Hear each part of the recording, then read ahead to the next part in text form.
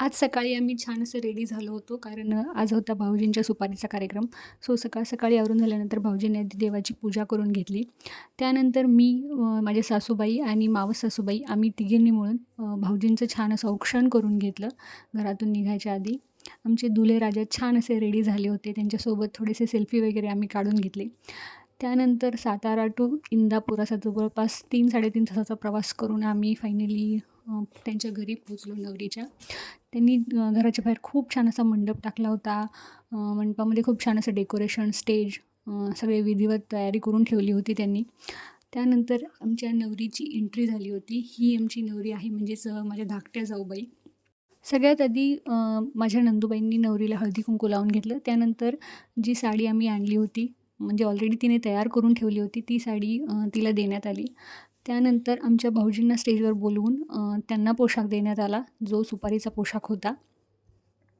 त्यानंतर ते दोघेही चेंज करण्यासाठी गेले. त्यानंतर मुलीचा मामा आणि मुलाचे मामा या दोघांनाही स्टेजवर बोलावून सुपारी फोडण्याचा कार्यक्रम पार पाडण्यात आला. अगदी विधिवत छान असा हा कार्यक्रम झाला. त्यानंतर झाली आमच्या नवरीची एंट्री. हा निळा कलर तिने स्वतः सिलेक्ट केला होता आणि त्याच्यामध्ये ती अतिशय छान दिसत होती. एकदम खुलून दिसत होता निळा कलर.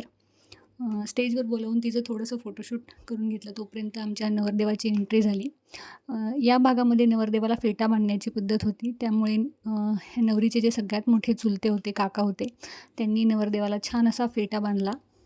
आमच्या इकडे ही पद्धत नसते, पण यांच्या भागामध्ये ही पद्धत असते आणि फेट्यामध्ये तर माझे दीर एकदम छान शोभून दिसत होते. फेटा बांधून झाल्यानंतर नवरी आणि नवरदेवाला छान असे हार घालण्यात आले दोघांकडच्या कुरवल्यांकडून. त्यानंतर पूजेला सुरुवात झाली. खूप छान अशी ही पूजा करण्यात आली सुपारीची. एक बेलाचं पान फुल ठेवायचा, दोघांनी पण ठेवा. ओम त्रिदलम त्रिगुणाकारम, समोर ठेवलं तर चालेल. ओम त्रिदलम त्रिगुणाकारम त्रिनेत्रम चतुर्यायुधम त्रिजन्म पाप संहारमेक बिल्वम शिवार्पणम. खडी साखरेचा नैवेद्य दाखवा. पाणी फिरवून नमस्कार करा. कलश देवता पूजा करिष्ये. ओम नैवेद्यम षड्रसोपेतम नाना भक्ष समन्वितम दधिक्षर घृतबेतम नैवेद्यम प्रतिगृह्यताम. दोघांनी सरळ हात असं दोन्ही हात कलशला लावा. समोर पहा. वर वर वर गळ्यापासून कलश खाली हात देता राईट. नवरीत खाली हात देता राईट. दोघांनी समोर पहा. ओम कलशस्य मुखे रुद्र कंठे विष्णू समाश्रिता मुली तत्र. त्यानंतर माझ्या सासूबाईंनी नवरीची ओटी भरली.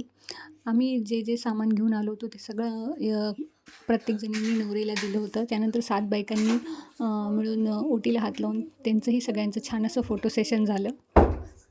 मी जो ओटीचा रुमाल बनवून आणला होता तो तिला खूप आवडला आणि त्यातच सगळ्याचं सार्थक झाल्यासारखं वाटलं. खूप वेळ लागला होता ते बनवायला मला. त्यानंतर मी नवरीला हळदी कुंकू लावून घेतलं. मी ओटी भरू शकत नसल्यामुळे मी तिला फळे देऊनच छान असं फोटो सेशन करून घेतलं. सगळ्यांची ओटी भरून झाल्यानंतर नवरी आणि नवरदेवाला छान फोटो सेशन करण्यासाठी पाठवण्यात आलं. त्यानंतर आम्ही जी शिदोरी आणली होती ती शिदोरी त्यांच्याकडे सोडून ती सगळ्यांना वाटण्यात आली. त्यानंतर आम्ही गेलो नवरी नवरदेवाच्या फोटो सेशनच्या ठिकाणी.